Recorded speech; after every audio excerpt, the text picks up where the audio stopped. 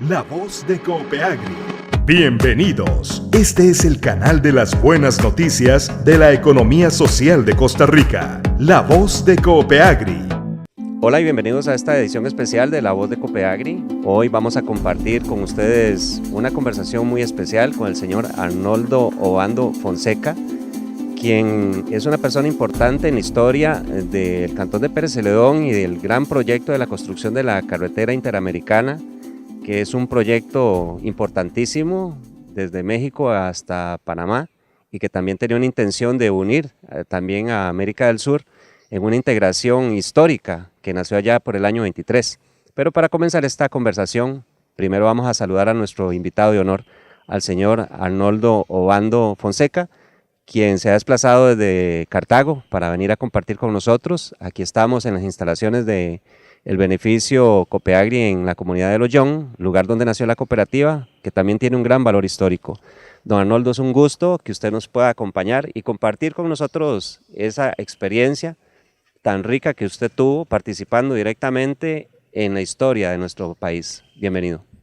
Bueno, muchísimas gracias por invitarnos y espero que lo que yo pueda aportar pues les sea útil de alguna manera. En realidad, pues los años que estuve aquí me permitieron conocer mucha gente y, en fin, inclusive traté de ayudar en el desarrollo del cantón y pues encantado de poder cooperar con ustedes. Le agradezco que para comenzar nos regale una breve biografía de su persona. ¿Dónde nace usted? Recuérdenos los nombres de sus papás, un poco su familia, y de una vez podemos un poco ver cómo es que aparece este vínculo con la construcción de la carretera interamericana. Bueno, mire, yo nací en Cartago en el año 1929, el 30 de diciembre de 1929, y fui a la escuela descalzo, ¿verdad? Porque bueno, en esa época casi un 50% creo yo de los muchachillos iban descalzos a la escuela. No éramos una familia que tuviera muchos recursos y bueno, estuve ahí esos 6 años y precisamente en ese momento, que fue como por allá por el año 1943, ya habían americanos ahí y tenían maquinaria y todo eso en el sector muy cerca de donde yo vivía. Y yo pasaba por ahí a la escuela y me llamaba mucho la atención ver toda esa maquinaria y gente ahí. Pero, no sé, en esa edad a veces uno, no sé por qué motivo, hace cosas tal vez que no son pues correctas. Entonces yo iba con un chiquillo en la noche ahí y con un fósforo llegaba y desinflaba las llantas de las vagonetas. Y pues cuando pasaba en la mañana, nos daba risa ver que a esa hora estaban ahí trabajando y cambiando. Un día llegué a hacer eso y estaba de cuclillas ahí desinflando una llanta cuando sentí que alguien me dio una patada por el trasero y caí por allá y ni siquiera volví a ver, ¿verdad? Salí disparado para la casa, llegué muy asustado y me dijo mi mamá que qué me había pasado. Le digo, no, nada, no le quise contar nada. Ya después de ese día yo pasaba muy largo y ahí no lo volvimos a hacer. Pero un día dije, bueno, voy a ver qué ha pasado y pasé muy cerca y había un gringo montado en un tractor ahí comiéndose un sándwich y donde me vio me hizo así. Entonces yo me di cuenta que este era el que me había pateado y bueno, me quedé. Entonces me hizo así, y había un intérprete ahí y le dijo que me dijera que si quería, no, me ofreció un sándwich. Entonces yo cogí el sándwich y tenía miedo de comerlo, entonces le dijo él al intérprete que me dijera que no era veneno, que me lo comiera. Entonces comencé a comerme el sándwich, ¿verdad? Y luego le dijo también al intérprete que me dijera si yo quería trabajar. Entonces yo le dije que yo estaba saliendo precisamente esa semana de la escuela, que no sabía hacer nada. Entonces él me dijo que que no importa, presentes el lunes en el plantel. Había un plantel grande que es ahí donde está toda esa gente. Era un plantel en Cartago como de 3 manzanas. Ahí habían maquinaria y bodegas y todo eso, ¿verdad? Y que me presentara el lunes ahí. Y yo llegué y lo busqué al gringo este. Entonces habló con otro gringo ahí y me dice, bueno, hay un trabajo aquí de office boy. Dice, y usted lo que tiene que hacer es barrer las oficinas, limpiar los inodoros, las ventanas y todo eso. Y le vamos a pagar por eso, por supuesto. Yo traje una cubiertita ahí para que vea lo que me ganaba en ese tiempo. La vamos a ver. Ahí viene un sobrecito, Daniel. Tal vez podemos, entre tanto vemos el documento, recordar la razón por la cual los Estados Unidos, que también estaban atendiendo a una sugerencia de los estados latinoamericanos de entrar en este proyecto. ¿Cuál era el interés? Porque al final el gobierno de Estados Unidos es un gran protagonista en la ejecución de este proyecto. ¿Cuál era el interés? Sí, bueno, el interés, creo yo, como le digo, en el momento de la guerra era por acercarse por la protección del canal de Panamá, ¿verdad? Y creo que debido a eso fue que hicieron el proyecto a través de la montaña para que no, es decir, para tener menos riesgo, digamos, y poder también tener una vía pues, rápida para llegar al canal por tierra, tal vez con, qué sé yo, en ese momento no había aquí ninguna arma pesada, ni tanques, ni nada, pero podría usarse en algún momento. Y también, luego de que ya pasó la guerra, pensaron en la posibilidad de hacer esta carretera panamericana para cuestiones de comercio, ¿verdad? Ellos pensaron que era también una buena oportunidad para vender sus productos, carros y todas esas cuestiones que fabricaban Estados Unidos. Y entonces creo que esas dos fueron tal vez las dos cosas más importantes que pensaron, ¿verdad? Me interesa mucho que muestre el documento. Sí. ¿Qué podemos leer en ese documento? Ya lo vamos a ver en las tomas de nuestro compañero Steven. Obando Fonseca Arnoldo Minor, que quiere decir menor, porque no tenía, estaba con 13 años, ¿verdad? Y ganaba por 52 horas de trabajo a 60 céntimos cada hora. Esto eran 31 colón con 20 céntimos por 52 horas de trabajo. O sea, eso era 2 semanas más o menos de trabajo. ¿Sí ve? 1944, aquí está mi firma. Y era con la compañía Ralph y Mills Company, que fue la compañía que llegó hasta Villa Mills, por eso se llama Villa Mills ahí. Era una compañía que el Bureau Public Roads contrató para hacer esa parte del proyecto.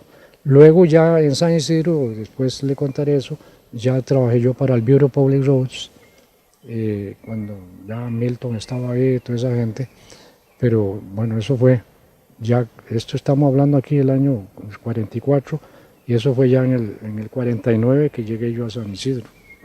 Los invito para que se queden en nuestra compañía. Vamos a hacer una brevísima pausa para mostrar algunas de las cosas interesantes que estamos desarrollando en este momento y ya regresamos para continuar con esta conversación con don Arnoldo Obando, que nos está rescatando la historia en este programa especial. Ya volvemos. Confíe su salud a Clínica Médica Coopeagri. Servicio de odontología a su alcance. Llame y reserve su cita al teléfono 2771-4496. Clínica Médica Coopeagri. Grita gol y celebra el máximo el Mundial con Café del Valle. Participa en nuestra dinámica de penaltis en los supermercados y puntos de venta. Grita gol y podrías ser el ganador de un sillón reclinable, pantalla de 40 pulgadas y una camiseta de la Selección Nacional de Costa Rica. Compra Café del Valle y grita gol con nuestra promoción mundialista. Aplican restricciones. Gracias por continuar con nosotros en esta edición especial de La Voz de Copeagri. Hoy conversando con Arnoldo Obando y rescatando la historia de la carretera interamericana, la historia de Costa Rica. Don Arnoldo, ¿cómo se desarrolló este proyecto en Costa Rica? Porque es un proyecto que va de frontera a frontera. ¿Cómo se desarrolló? Bueno, creo que eso es más o menos lo que hemos venido hablando, ¿verdad? Es decir, los propósitos, la cuestión de la guerra, el comercio y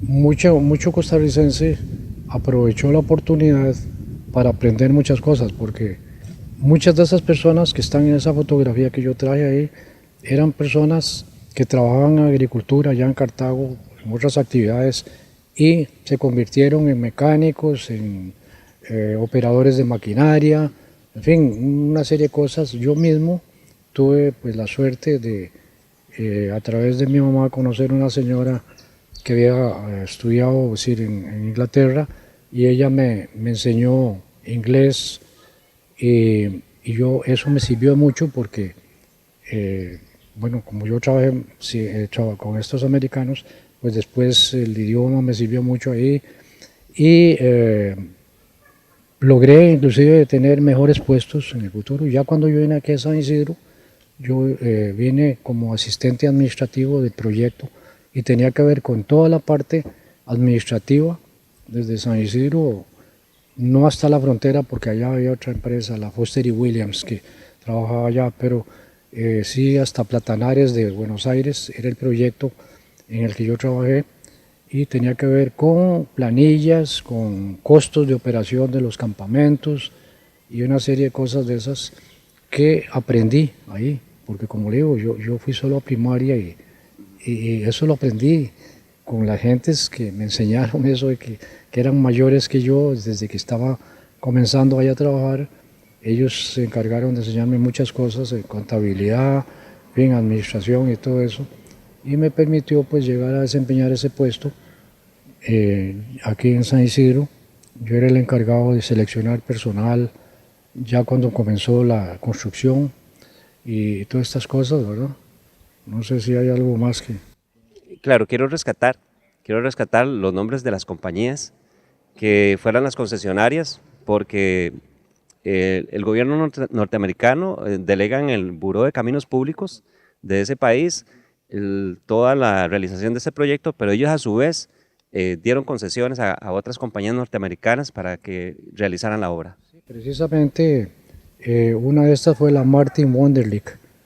Esta empresa estuvo bastante tiempo aquí en San Isidro y tenía bodegas y todo en ese sector ahí por el río Jilguero, y fueron los que construyeron el Hospital Viejo, que es como lo llaman ustedes, para sus empleados en ese tiempo, porque bueno, había muchos problemas de salud, gente, contaminación, es decir, con problemas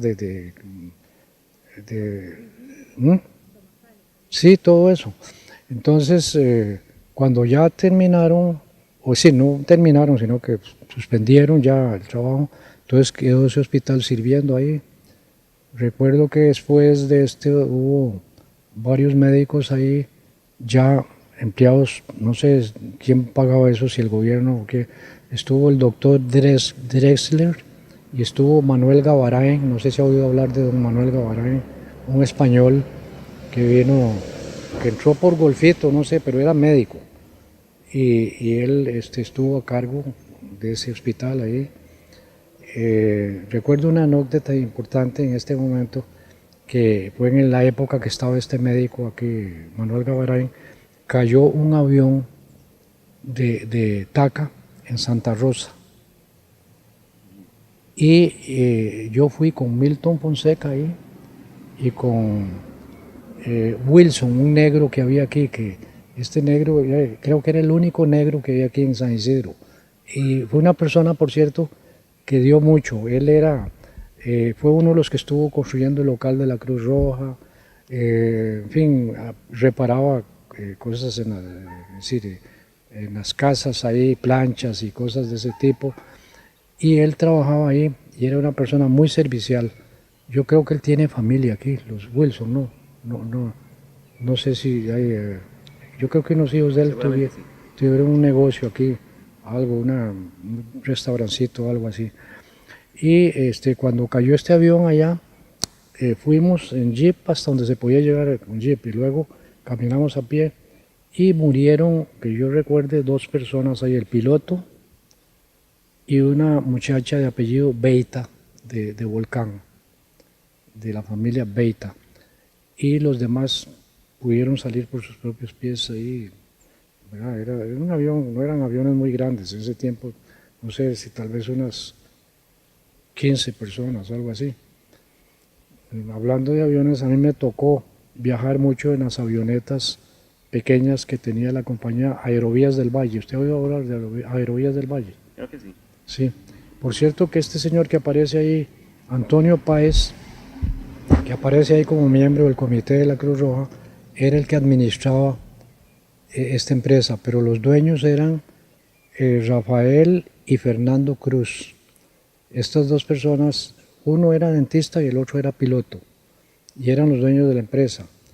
Y precisamente de donde está la esquina sur oeste del parque, a unos 100 metros al sur, poquito antes de llegar a la esquina, ahí estaba la oficina del dentista, y estaba también la de don Mariano Figueres. Él no era Ferrer, no recuerdo. Sí, Mariano. No, el papá de José María Figueres Ferrer. Ya. Sí, era el viejito, don Mariano, el doctor, sí. Y él tenía una enfermera ahí que decían que también era la compañera sentimental, porque yo creo que ya la esposa de él había muerto. Ellos eran de San Ramón, y entonces él se había venido aquí a trabajar a San Isidro y tenía ese consultorio ahí. Bueno, esta señora fue la que donó el terreno para hacer ese primer local de la Cruz Roja ahí. Doña Teresita, tal vez si usted dice que conoce a Eloy Barbosa, yo creo que él está vivo todavía, ahí lo encontré de nuevo, sí, en esa hoja. Él le puede decir el apellido de esa señora, él la conoció muy bien, sí. Bueno, estas personas, como le digo, hicieron bastante por el cantón, y cada vez que hubo problemas, cualquier clase de fenómenos, como por ejemplo esta cuestión de esa vez que llovió mucho ahí y todo eso, Tommy Brower entregaba, es decir, seguro él pedía permiso a sus jefes allá en San José, y la maquinaria trabajaba arreglando calles aquí del cantón, puentes y todo eso. Era una persona muy, muy, muy servicial. Y en eso tuvo mucha participación Milton, Wilson, este negro, y Claudio Rojas, que eran esas personas que siempre están pues ahí para ayudar y todas esas cosas, ¿verdad? Me interesa rescatar en este segmento cómo este proyecto es mucho más que la mera construcción de una vía de comunicación, sino que también es un encuentro de culturas, que también seguramente para nosotros en el país también tuvo un impacto la tecnología que traían las compañías para el desarrollo del proyecto, y otros temas que lógicamente tenían que salir a flote, como por ejemplo los hábitos, temas como la alimentación. ¿Cómo es que este proyecto ha tenido impacto en nuestra forma de ser, en el desarrollo de nuestras comunidades? Porque también hay pueblos, localidades que fueron bautizadas con nombres relacionados con compañías, con personas que tuvieron que ver en este proyecto. Le agradecería también si nos puede recordar los nombres de los norteamericanos que recuerda usted que fueron más influyentes en este proyecto. Bueno, primero, con respecto a esta cuestión, sí vinieron a hacer muchos cambios, ¿verdad? La gente aquí pues estaba acostumbrada a comer arroz y frijoles y huevos y cosas así. Ellos vinieron se instalaron en lugares. Yo estuve el último año que yo trabajé acá, que fue en el 61, en un campamento en Cacao, ahí donde está el río Cacao, antes de llegar a Buenos Aires. Y para decirle, por ejemplo, la forma que trabajaban, vinieron, buscaron un río con agua más o menos limpia, se instalaron unos tanques, inmediatamente cloro para que el agua no se contaminara, trajeron 2 plantas eléctricas Caterpillar grandes y comenzaron a hacer los campamentos, y en esos campamentos había hasta una lavandería, había una bodega, es decir, ¿cómo se llama? Congelada para que las carnes y todo que estaban guindando ahí se mantuvieran y todo eso. Fíjese, allá por Volcán en esa época, en el año 61, ¿verdad? Y por ejemplo, el desayuno, por decirle algo, siempre daban una taza grande de algún cereal, podía ser atol, avena u otro, daban huevos, el famoso el desayuno americano, huevos con jamón, todas esas cosas, café, queso, en fin, era un almuerzo, ¿no? Y eso se lo daban no solo a los funcionarios importantes, no, a los peones, los cadeneros que llaman, que son estos que asisten a los topógrafos, a todo el mundo, ¿verdad? Igual. Es decir, no había ahí diferencia. Igual en los campamentos eran barracones con catres y semanalmente le cambiaban a uno la ropa de cama, ¿verdad? Sábanas, fundas y todo, porque había lavandería. No sé si usted conoció a don Víctor Blanco, ¿no? No. Don Víctor Blanco era el encargado de la lavandería y era carpintero. Él hacía muchas cosas, era una persona que trabajaba, como dicen, en todo, ¿verdad? Él me hizo a mí, para mi casa, una icebox, que era una caja grande de lámina de aluminio, no, perdón, de madera, y luego con una lámina de aluminio adentro, y después con una tapa con un empaque de hule totalmente sellado, y entonces uno podía tener una marqueta de hielo ahí que duraba 8 días, ¿verdad? Y había un señor que tenía una fábrica de hielo, también por ese sector donde llamaban la Y, por ahí. Él era el que andaba con un camioncito ahí y la gente le compraba la marqueta de hielo y eso era lo que había porque no teníamos refrigeradora y cocinábamos con carbón. Fue un tiempo después que ya fuimos cambiando las cosas porque ya, como dice usted, la tecnología y todo eso, pues ya podíamos tener una plancha eléctrica y no una plancha de mano. Yo tengo ahí una en la casa que usamos de hierro, de esas que pasaba uno y la calentaba y así. Sí, fue un cambio muy grande en todo, ¿verdad?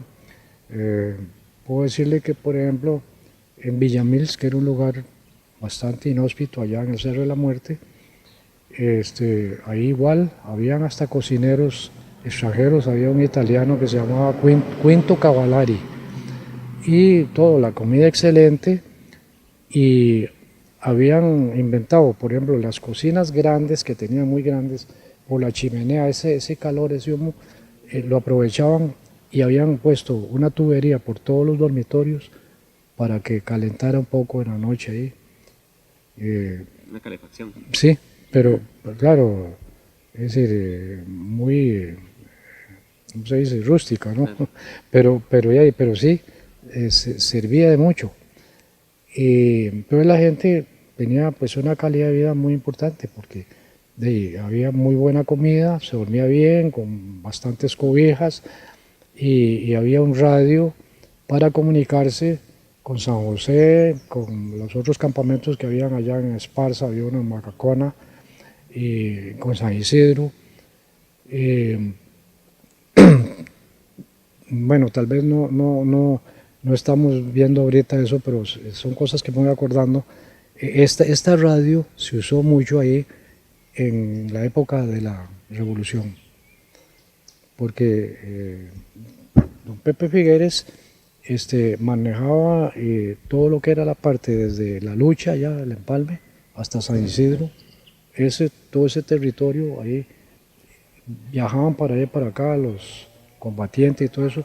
No tenían grandes problemas en San Isidro en ese momento, sino allá, porque allá por el Empalme era donde llegaban gente del gobierno es decir, con armas y todo a tratar de entrar en ese sector. Pero en San Isidro fue hasta después, hasta que vino Tijerino. Voy a hablar de Tijerino, sí. Bueno, pero ahora le contaré eso. Pero para decirle, en Villamils entonces, cuando ya las cosas se pusieron muy críticas, don Pepe trajo a su esposa, la primera esposa, en dieta box, ¿verdad? y sus dos hijos, José Martí y la otra, Mariano, sí, porque estos eran de la segunda esposa. Y entonces vinieron y para que estuvieran protegidos los trajo a Villamils y ahí les dieron una casita de huéspedes para que estuvieran ahí porque podían correr peligro en otro lado. Ya en ese momento las cosas se habían puesto muy difíciles. Había estado huyendo un piloto cartaginés que le llamaban el Macho Núñez y Otto Escalante, que fue después el gerente de Laxa, y otro más que no recuerdo el nombre, viajaban a Guatemala a traer armas y venían directo de Guatemala a San Isidro. Y entonces ahí estas armas se las llevaban para el frente donde estaban ellos allá en el Empalme y La Lucha y todos esos lados. Se hizo también una especie que llamaron ellos tanque. Milton, recuerda, es decir, él estuvo en esa cuestión ahí también, con un señor Figueroa de Cartago, Arturo Figueroa, que era soldador. Hicieron un tanque con unas láminas de media pulgada de grueso, con huecos y todo para sacar, y con eso entraron ellos a Cartago, ¿no?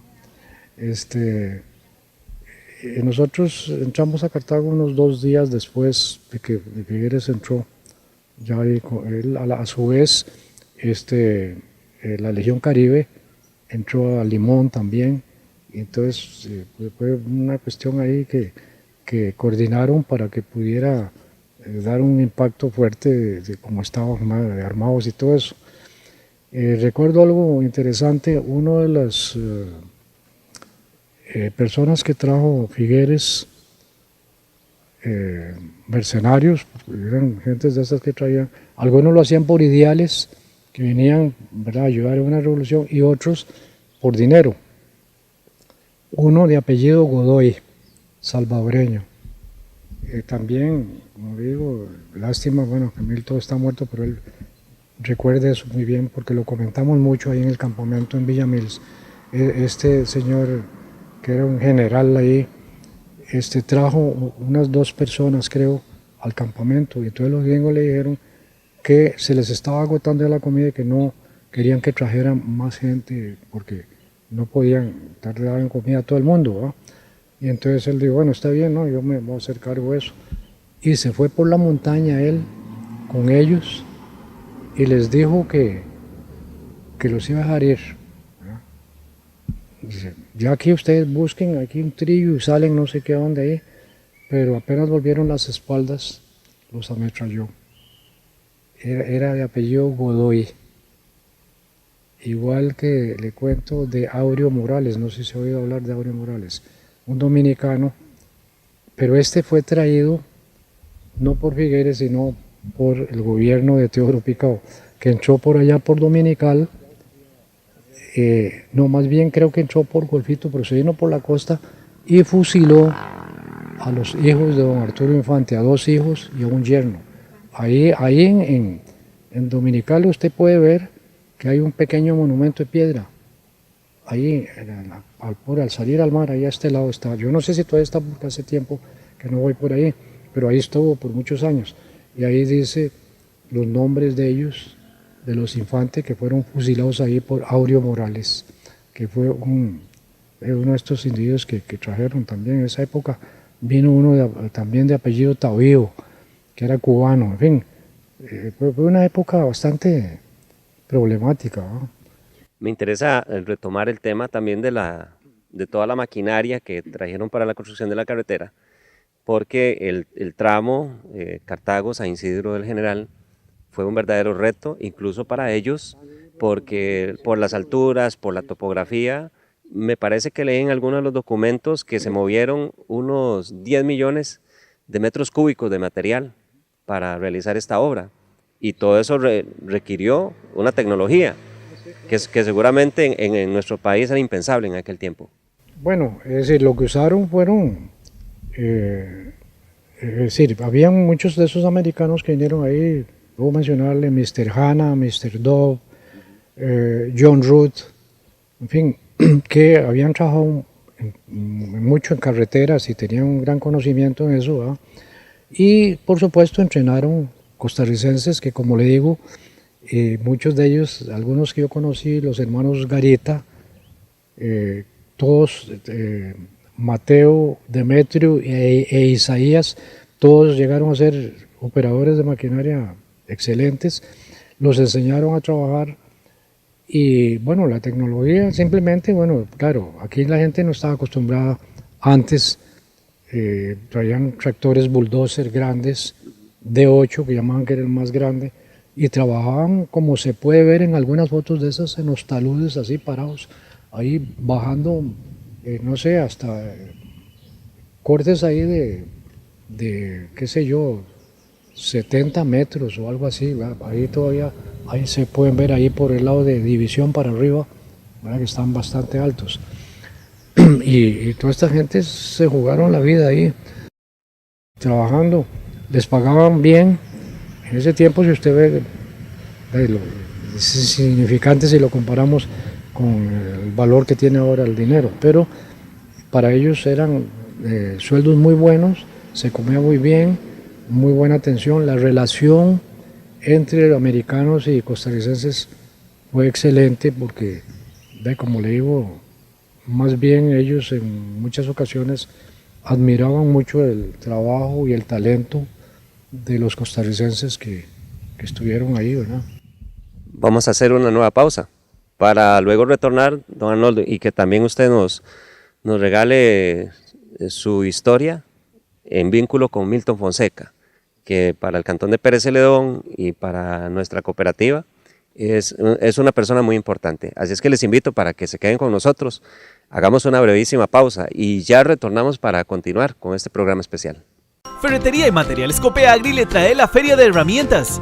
Del 4 al 30 de junio, aproveche para comprar herramientas manuales, agrícolas y eléctricas con descuentos de feria y plazos de crédito más amplios. Además, aproveche para comprar tablilla plástica Plastimex a tan solo 1.980 colones el metro cuadrado. Promoción válida hasta agotar existencias. Aproveche la Feria de Herramientas en Ferretería y Materiales Copeagri. Tienda Deportiva Copeagri. Las mejores prendas y accesorios para los mejores deportes.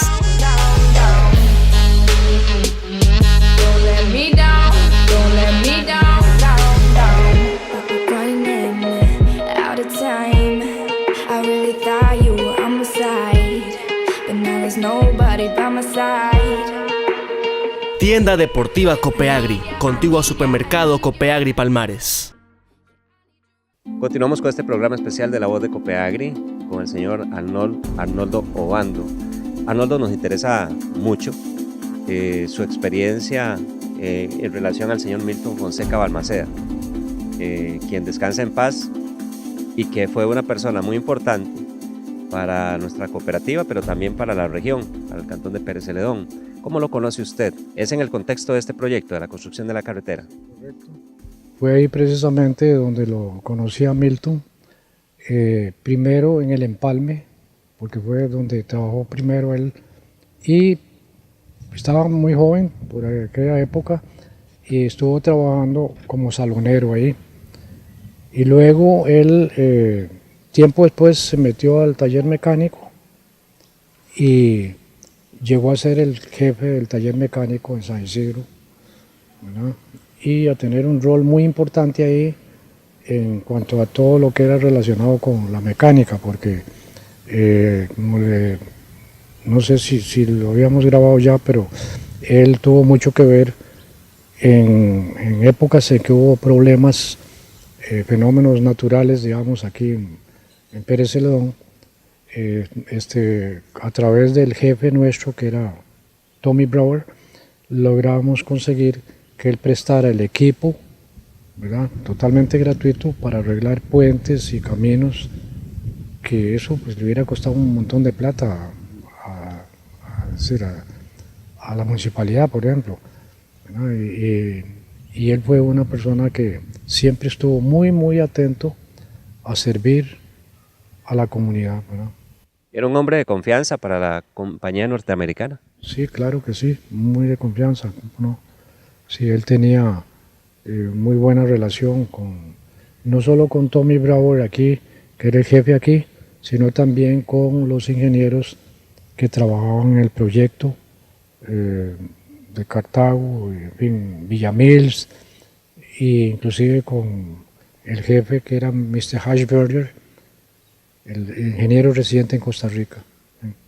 Cuando usted le conoció, don Arnoldo, Milton reflejaba ese espíritu de liderazgo, ese espíritu también emprendedor que fue una de las características que le llevó a ser protagonista en la fundación de no solamente de la cooperativa, sino también a pensar en grandes empresas como fue la instalación de una industria azucarera aquí en la región. Se reflejaba ya en aquel tiempo esas características en esta persona, en don Milton. Sí, cómo no.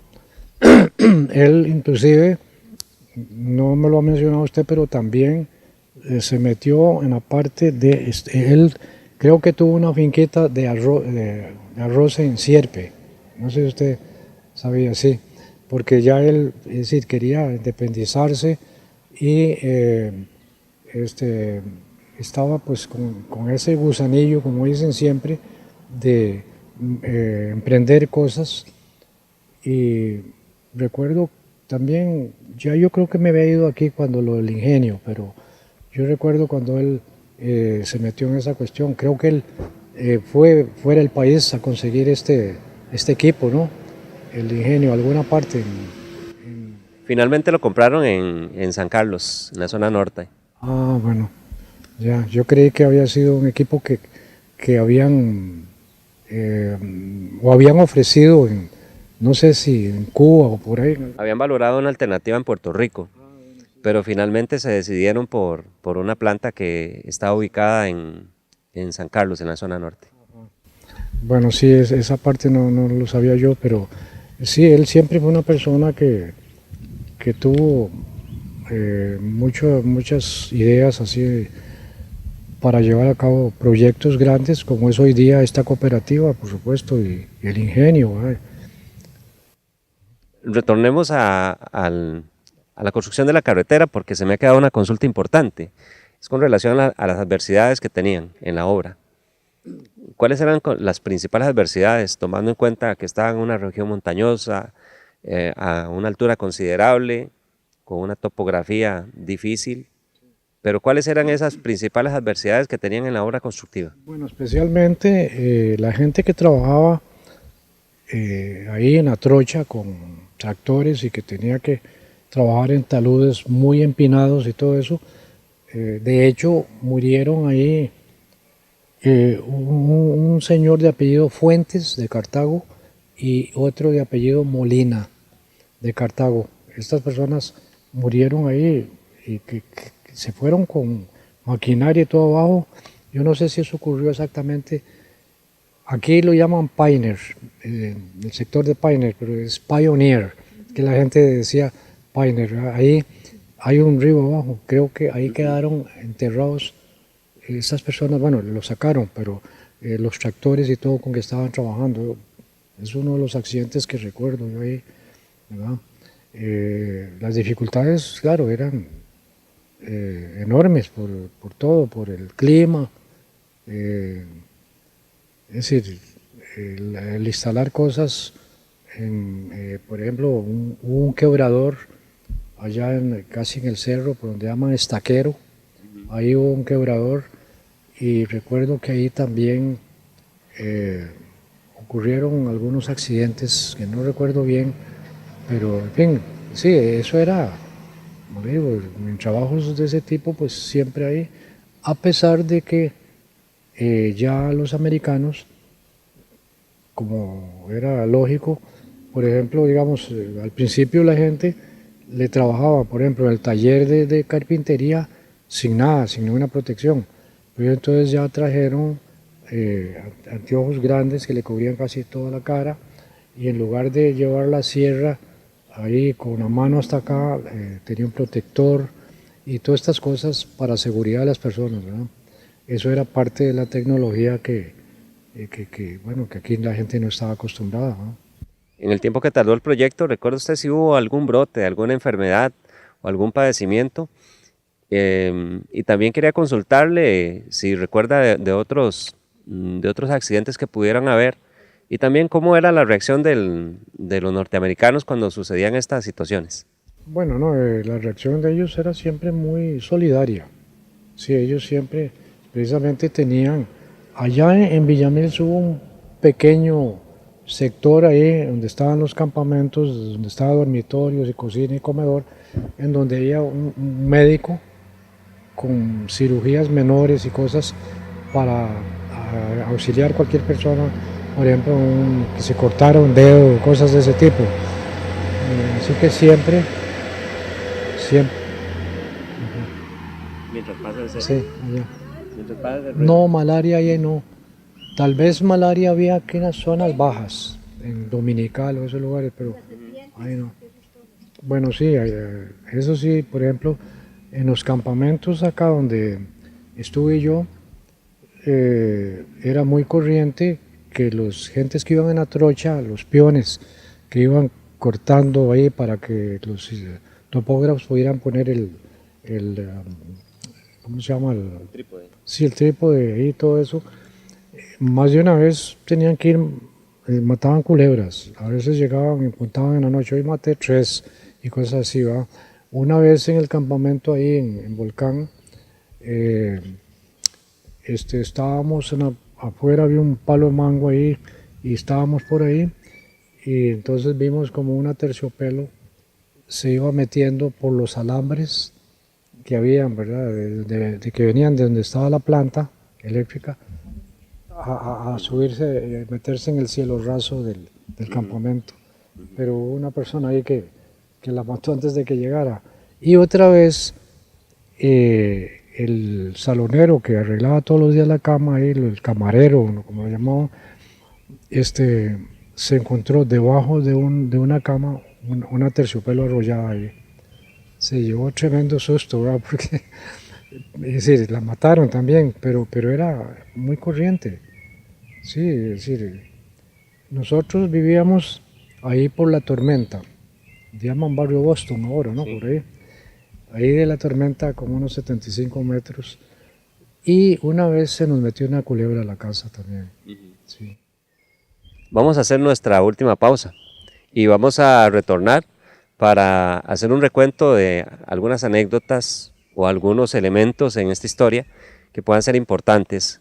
Les invito para que continúen en nuestra compañía. Ya regresamos. Confíe su salud a Clínica Médica Coopeagri. Servicio de óptica a su alcance. Llame y reserve su cita al teléfono 2771-4496.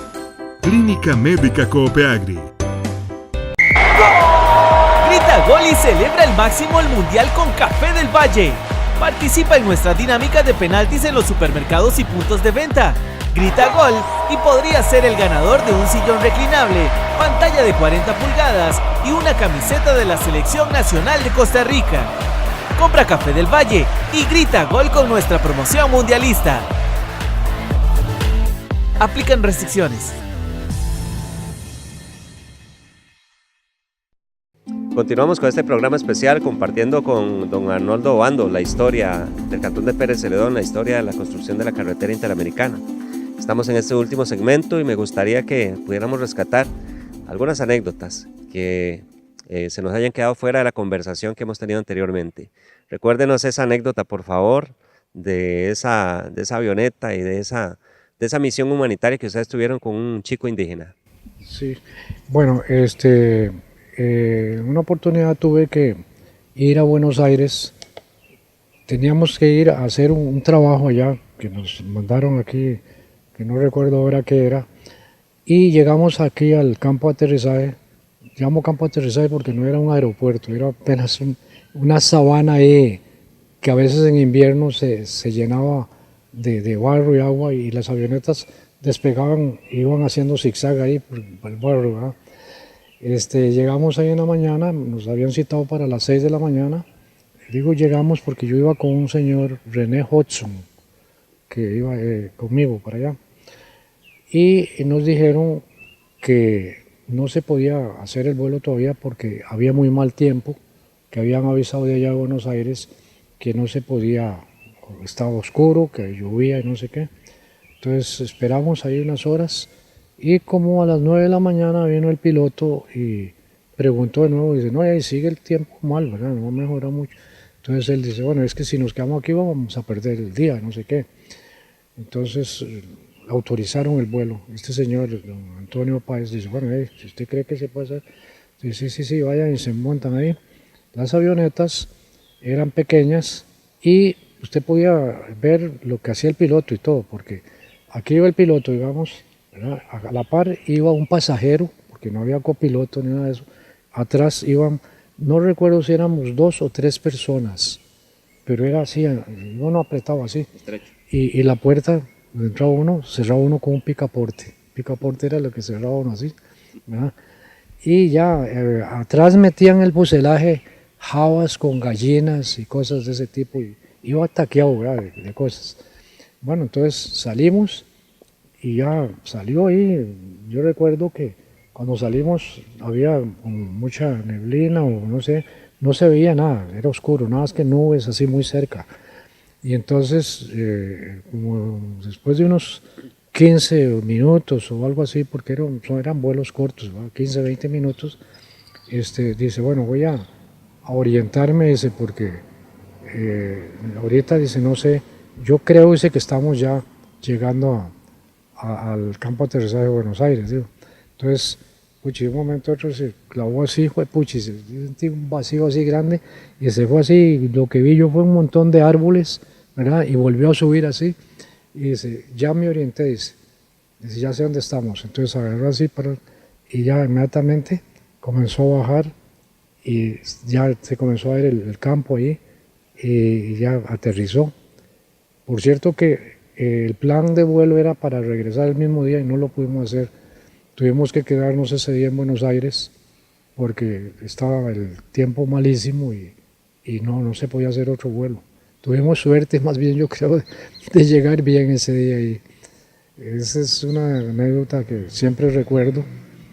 Y otra vez cuando estábamos en el campamento de Volcán, una noche estábamos ahí reunidos ahí, la gente se ponía a jugar ajedrez o jugar ping pong y llegó un señor con una lámpara muy afectado y nos dijo que a un chiquito él le había mordido una culebra venenosa, ¿verdad? Y que necesitaba ver si podíamos ayudarle en algo. Entonces había ahí, yo no había tenido esa experiencia de saber poner una inyección, pero sí había un compañero, Claudio Gallardo, que sí sabía, y tenían ahí suero antiofídico. Entonces dice, no, vamos, y me dice, ¿me acompañas? Me dijo Cuto, ¿verdad? Y entonces le dije, sí, claro. Y nos fuimos con el señor y estaba lloviendo mucho. Recuerdo haber pasado una quebrada que había que pasarla por una tuca que habían puesto de un lado a otro. Y estaba resbalosa y se oía el río abajo, ¿verdad? Ya, imagínense, estaba lloviendo mucho. Y bueno, yo dije, pues pasamos y por dicha logramos pasar al otro lado, ¿verdad? Y llegamos allá a la casa en un lugar que se llama Cordoncillo, que todavía creo que existe, está al norte de Volcán. Y fuimos a la casa y estaba el chiquito bastante mal, ya comenzaba a vérsele en los poros puntitos de sangre y todo eso. Y entonces se le puso primero una inyección, la ponen aquí, usted sabe, en esta parte, en esta forma aquí. Y puso una primera inyección y me dijo que esperáramos un rato a ver la reacción, el compañero de trabajo. Y esperamos ahí, no sé, como 1 hora o 2 horas y vimos que había reaccionado bien. Entonces, bueno, le va a poner otra dosis, puso otra dosis y nos vinimos y el Señor nos vino a acompañar de nuevo hasta el campamento. Era como 1 hora y media a pie por la montaña, ¿eh? Era hasta peligroso porque por las mismas culebras y por el río y todo eso, por donde hemos pasado, bueno, pero por dicha llegamos bien al campamento y luego supimos por el mismo señor que vino a decirnos que el chiquito se había salvado al día siguiente, que estaba ya bien y bueno, pero muy agradecido, ¿verdad? Le salvamos la vida al chiquito. Le agradecería finalmente que hagamos un resumen, aunque ya hemos comentado algunos detalles, sobre personas que participaron en el proyecto de la carretera, que finalmente vienen a nuestra región, se establecen acá en el cantón de Pérez Celedón, en la región sur, y que pasan a ser protagonistas en el desarrollo de nuestra región, de nuestro cantón. Entre esos, por supuesto, el señor Milton Fonseca Balmaceda, su persona, don Arnoldo también, pero le agradecería también que podamos recordar a otras personas y brevemente su aporte a lo que fue el desarrollo de proyectos importantes. Bueno, más bien cuando yo vine acá, había recién pasado la, la- la revolución y había habido unos combates ahí en la plaza. Era una plaza donde está el parque y todavía habían trincheras ahí y habían lugares donde habían huecos donde habían tirado bombas y por la Y, ya por, bueno, así llamaban ahí, todavía llaman la Y, ya por la iglesia, para allá, había una enorme, ¿cómo se llama? Un montículo de tierra donde habían enterrado un montón de personas, de todo, nicaragüenses y algunas gentes costarricenses que venían con Tijerino, ¿verdad? Porque él perdió esa batalla ahí. Ahí estuvieron, yo creo que estuvo Milton, yo no, nunca combatí porque yo estuve siempre trabajando allá con los americanos y cuando me tocó venir ya había pasado todo eso. Y Claudio Rojas, que fue un individuo que estuvo siempre también metido en todas estas cuestiones. Y bueno,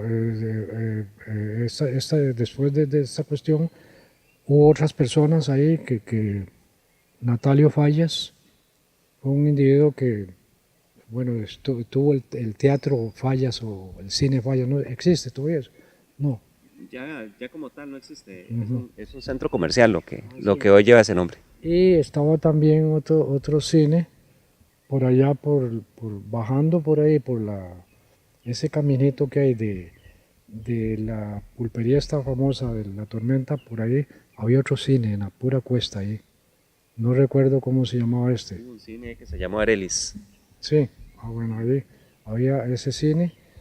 Y estaba también una persona que yo recuerdo que fue muy útil aquí en San Isidro, porque creo que fue, si no fue el primero, fue de los dos primeros que hubo farmacéuticos. Oldemar Chavarría y un señor Soto, que tenía Oldemar Chavarría tenía la farmacia. Bueno, es que, como le digo, puchi, ahora yo no sé qué hay ahí, pero al frente estaba Tuto Pereira, no sé si había oído hablar de Tuto Pereira, con un almacén. Y al otro frente estaba un señor Durán que tenía una ferretería. Estas personas tenían negocios muy importantes, que era una ferretería, farmacia, y, y también ahí tenía un negocio don Zenén Quirós. Don Zenén Quirós era un señor que tenía una finca y que nunca usó zapatos, ¿verdad? Algo importante, una anécdota de él es que una hija de él se casó con un médico que vino aquí a San Isidro e hicieron la ceremonia en la iglesia de Santa Teresita en San José y él fue vestido todo con corbata y todo y descalzo. La hija muy orgullosa del brazo de él, todo el mundo volvía a ver y le tomaron fotos y de todo, él no le dio importancia. Y otro señor, don Isaías Retana, que es una persona, un agricultor de la zona acá de Pedregoso, ya murió también, yo creo que... colegio que lleva el nombre de él. ¿Ah, sí? Sí. Ah, bueno. Que fue un señor que estuvo haciendo investigaciones muy, porque era un autodidacta, es como se llama, ¿no? Porque él nunca estudió y hacía toda clase de injertos y cosas y había unas naranjas Washington, así en tamaño, y ¿cómo se llama? Manzana de agua, tenía montones de cosas ahí en la finca. Y yo tuve buena amistad con él, yo iba de vez en cuando con mi esposa ahí a visitarlo y siempre venía con un saco de naranjas y todo eso. Este señor me parece que fue una persona muy importante en el desarrollo de aquí, de la zona. Da también, bueno, otras personas como Jorge Ramírez y doña Hilda, que estos fue en la parte comercial, tuvieron un montón de cosas. La Casa Amarilla fue uno de sus primeros negocios, un restaurante que hay frente al parque, después el Kentucky, después el Chirripó últimamente y el Jardín, fueron negocios que ellos emprendieron aquí. Ya ellos estaban aquí cuando yo vine, pero bueno, son de estas gentes que uno siempre recuerda que hicieron grande el cantón. Don Arnoldo, le agradecemos infinitamente haber compartido este momento con usted en estas imágenes de La Voz de Copeagri, en estos micrófonos, porque estamos rescatando la historia de nuestro país y muy referido a la construcción de la carretera interamericana y su impacto en la historia del cantón de Pérez Celedón. También es importante mencionar que además de este diálogo que hemos tenido con don Arnoldo en este día, existe un documento de una investigación que realizó su hija Alejandra, que fue a hurgar entre los documentos del Congreso de los Estados Unidos. Hay fotografías, hay documentos que están integrados en esta investigación que tenemos en posesión nuestra, gracias a que Alejandra nos ha dado una copia, que complementan todo lo que nosotros estamos hablando y que por supuesto que están a disposición de todas las personas que quieran consultar este material para conocer más profundamente todo este gran proyecto que se ejecutó entre los años 30, 40 y culminó en los años 60, pero que tienen ese impacto tan fuerte en lo que es la historia de nuestra región. De verdad que muchas gracias, don Arnoldo, por la gentileza que ha tenido de concedernos esta entrevista. Más bien les agradezco mucho pues que me hayan tomado en cuenta, ¿verdad? Es decir, tal vez no es un aporte tan importante, pero sí es una realidad que yo viví y que, pues, como sabe, hay documentos de eso y creo que ese pequeño aporte que hice yo en la época que estoy aquí, como formar el primer comité de la Cruz Roja con Mario Bonilla, no sé si usted ha oído hablar de Mario Bonilla, y todas estas cosas que hicimos ahí en una forma muy precaria porque hubo que hacer rifas y cosas para conseguir contribuciones para comprar una primera ambulancia que hubo de segunda mano y todo eso. Eso pues realmente a uno le satisface haber hecho algo, ¿verdad?